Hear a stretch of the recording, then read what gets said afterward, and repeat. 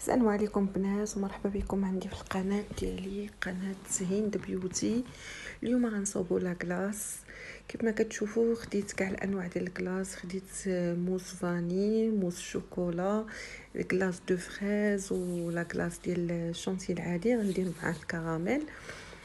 كل حاجه يعني الشونتي درت مع الكراميل، لا ديال درت مع الفريز، وغادي ناخذ معاهم حتى هاد الحليب مركز محلى ديال الكراميل للتحليه فقط.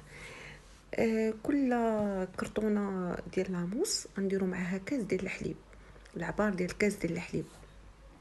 اول حاجه غنبداو بها هي الموس ديال الفاني. كنحلو الساشي وكنديروها في ان بول، كنخويوها في ان بول، من بعد كنزيدوا عليها كاس ديال الحليب، يعني نفس العبار ديال الكاس غادي تبقاو ديروه في كاع لي كلاص كاملين. نزيدوا عليها كاس ديال الحليب صافي، وكنبداو نضربوا بالطراب، كنضربوا مزيان مزيان مزيان حتى كيطلع كتولي لنا بحال اون موس. عاد من بعد كنزيدوا عليها دانون فاني وفلون فاني، كنزيدوهم عليها بجوج، كنبقاو نضربوا مزيان، كنزيدوهم عليها بجوج. هانتوما البنات راه دغيا كيطلع، يعني كتضربي غير شويه ديك 8 دقائق هكا، كتبقاي تضربي كيطلع، يعني ساهل بزاف. هذا هو القوام ديالو اللي خصكم تلقاو فيه، بحال هكا يكون ثقيل شويه بحال ما هكا صافي. وكتزيد عليه فلون فاني، ياك كنزيدو عليه فلون كراميل، وكنزيدو عليه دانون حتى هو كراميل باش كيعطينا لوغو ديال الكراميل. من بعد كنزيدو عليه معلقه ديال الحليب مركز محلى صافي، وكنزيدو عاوتاني كنطربو مزيان حتى كيتعاقد لينا الخليط، كيولي منسجم صافي، وكنديروه في لابواط، نديروه في الثلاجه. كما كتشوفوا انا زدت هنايا نستلي.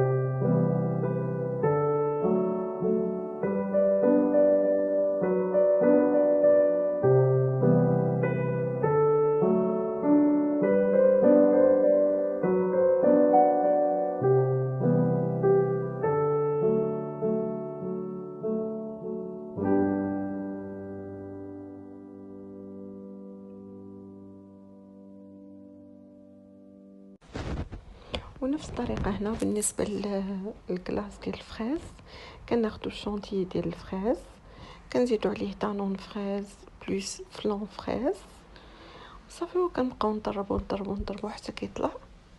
الا نزيدوا عليه نيسلي محلى غير للتحليه، ما بغيتيش ماشي مشكل صافي، وكنديروه في لي بواط اللي كيدخلوا للثلاجه بهذه الطريقه هذه صافي، وكنخليوه في الثلاجه لمده 6 سوايع. تقدري تخليه ليله كامله من الاحسن صافي، وكيبقى كيوجد.